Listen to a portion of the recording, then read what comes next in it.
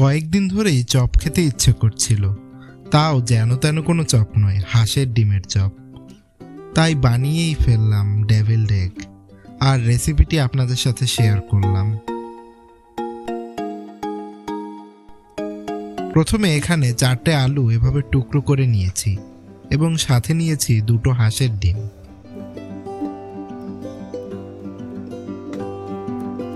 এদের সিদ্ধ করার জন্য প্রয়োজন মতো পানি দিয়ে দিলাম।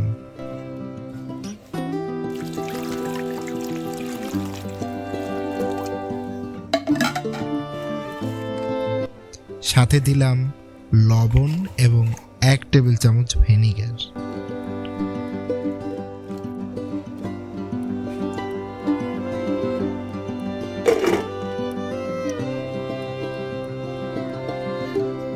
সিদ্ধ করা আলুকে ভালো করে গরম থাকতে থাকতেই ম্যাশ করে নিব।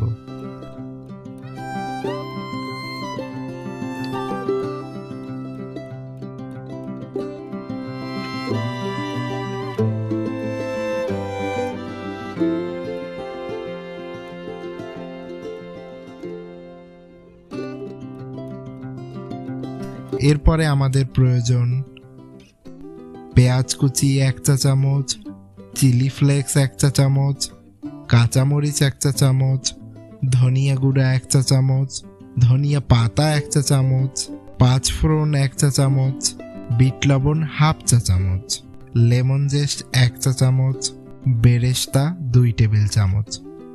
সকল মশলা দিয়ে আলুটাকে আবার ভালো করে ম্যাশ করে নিব এবং এখানে যোগ করলাম লবণ স্বাদ মতো। ভালো করে ম্যাশ করে নিতে হবে যেন কোনো লাম্পস না থাকে।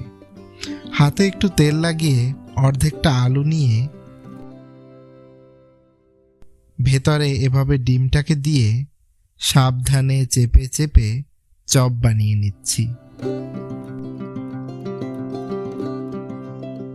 এবারে 2 চা চামচ কর্নফ্লাওয়ার এবং 4 চা চামচ পানির সাথে মিশিয়ে একটি পাতলা স্লারি বানিয়ে তাতে চপগুলো ভালোভাবে মেখে ব্রেড ক্রাম্বসে কোট করে নিচ্ছি। এই অবস্থায় আপনারা চাইলে ফ্রিজারে এয়ারটাইট কন্টেনারে করে 1 মাসের জন্য সংরক্ষণ করতে পারেন। ব্যাস, চপ তৈরি। আমার তো এখন কাঁচাই খেয়ে ফেলতে ইচ্ছে করছে, যদিও এখন ভেজে নেওয়ার পালা। কড়াইতে হালকা তেল নিয়ে সাবধানে উল্টে পাল্টে ভেজে নিলাম। বেশি খোঁচাখুচি করা যাবে না।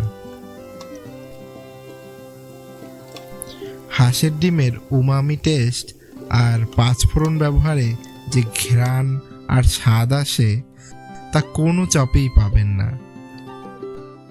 রেসিপিটি ভালো লাগলে সাবস্ক্রাইব করুন এনজয় আমার রান্না। কমেন্ট করে আপনাদের অনুভূতি প্রকাশ করুন।